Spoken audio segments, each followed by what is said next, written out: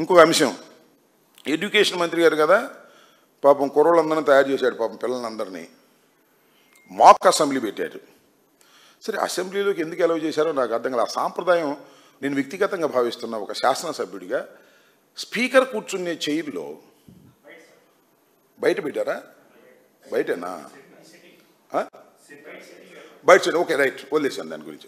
నేను అట్లా అనుకోలేదు. అది సేమ్ సెట్టింగ్ పెట్టారు, సెట్టింగ్లో చేశారు, దట్ ఈజ్ ఓకే.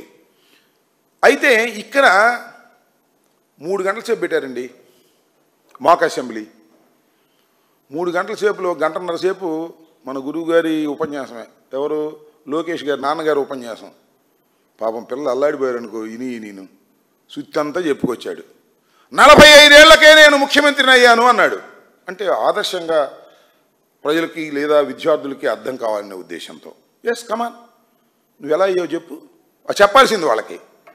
ఎవరికి? ఆ విద్యార్థులకు నువ్వు ఏ విధంగా ముఖ్యమంత్రి అయ్యావో, ఎన్టీ రామారావుని ఏ విధంగా వెన్నుపోటు పొడిచి అయ్యావో, ఏ విధంగా మీడియాని ఉపయోగించుకొని ఎన్టీ రామారావు గారిని అపాస్పాలు చేశావో, ఎన్టీ రామారావు గారి కుటుంబాన్ని ఏ విధంగా వాడుకున్నావో, వెంకటేశ్వరరావుని వాడుకున్నావు, హరికృష్ణ వాడుకున్న తర్వాత వాళ్ళ తొంగలు తొక్కినటువంటి విధానాన్ని నువ్వు చెప్పుంటే ఆ పిల్లలు నీకు చెప్పేవాళ్ళు సమాధానం గట్టిగా.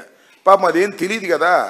పాపం చేతులు కట్టుకుని వాళ్ళు విన్నారు, నువ్వు పంతులు చెప్పినట్టుగా చెబుతుంటే వాళ్ళు విని కాముగా వెళ్ళిపోయారు. కాముగా వెళ్ళిపోవడమే కాదయో, దానిలో ఒక పాత్రధారుణ్ణి ఒక టీవీ ఇంటర్వ్యూ చేసింది.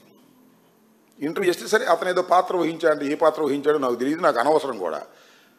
ఎవరు నీ ఇష్టమైన పొలిటీషియన్ అంటే నా hero, super hero Jaganmohan Reddy అని చెప్పాడు. చూసారా మీరు?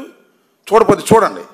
అంటే ఎందుకయ్యా నీకు జగన్మోహన్ రెడ్డి అంటే ఇష్టం అంటే, స్కూళ్ళు బాగు చేశాడండి, చదువులు బాగు చేశాడండి అని చెప్పాడు. తర్వాత దాన్ని ఏదో తిమ్మిని బొమ్మిని చేసి మళ్ళీ అతని చేత ఏదో చెప్పుకోవడానికి ప్రయత్నం చేశాను. నేను చెప్పదలుచుకున్నటువంటి అంశం ఏమిటంటే, నువ్వు పిల్లల్ని ఎంత ట్రైనింగ్ చేసినా వారి గుండెల్లో జగన్మోహన్ రెడ్డి ఉన్నాడు. ఎందుకో తెలుసా? విద్యాలయాలని బాగు చేసినటువంటి వ్యక్తి, ఇంగ్లీష్ మీడియంను తీసుకొచ్చినటువంటి వ్యక్తి, ప్రతి వ్యక్తికి ప్రతి పిల్లవాడికి విద్య కావాలని భావించినటువంటి వ్యక్తి, అమ్మఒడిని తీసుకొచ్చి ప్రవేశపెట్టినటువంటి వ్యక్తి. అందువల్ల విద్యార్థుల హృదయాలలో ఆ నోట విని ఆయన సూపర్ హీరోగా భావించారు. దాన్ని ఏదో మసిపూసి మారేడుకాయ చేయాలనేటువంటి ప్రయత్నం పాపం లోకేష్ గారు, చంద్రబాబు నాయుడు గారు చేసేటటువంటి ప్రయత్నం చాలా దురదృష్టకరమైనటువంటి ప్రయత్నంగా నేను ఈ విధంగా చెప్పదలుచుకున్నాను. అంతేకాదు ఈ సోషల్ మీడియాలో జగన్మోహన్ రెడ్డి గారి మీద, వారి కుటుంబ సభ్యుల మీద, వారి సతీమణి మీద ఇన్ని రకాలుగా దూషించాలో అన్ని రకాలుగా దూషించి వారికి యూట్యూబ్లకు డబ్బులు ఇచ్చి మెయింటైన్ చేస్తున్నటువంటి దుష్ట సాంప్రదాయాన్ని ఈ రాష్ట్ర రాజకీయాల్లోకి తీసుకొచ్చినటువంటి వ్యక్తి నారా చంద్రబాబు నాయుడు గారు. దాన్ని పెంచి పోషిస్తున్నటువంటి వ్యక్తి నారా లోకేష్ గారు. నిజమైన వారసుడు. మీడియాని నమ్ముకొని బతికేటటువంటి వ్యక్తులే తప్ప ప్రజల్ని నమ్ముకుని బతికేటటువంటి వ్యక్తులు కాదు. ఎదుటి వారి మీద దుష్ప్రచారాన్ని చేయడం ద్వారా తమ యొక్క గొప్పతనాన్ని ప్రదర్శించుకోవాలనేటువంటి దుర్బుద్ధితో ఇవాళ ప్రయత్నం చేస్తున్నటువంటి వ్యక్తులు నారా చంద్రబాబు నాయుడు గారు, ఆయన కుమారుడు మన లోకేష్ గారు అని సందర్భంగా చెబుతూ, పైగా ఇంకొక విషయాన్ని కూడా ఇక్కడ నేను మీకు ప్రస్తావన చేయాలి.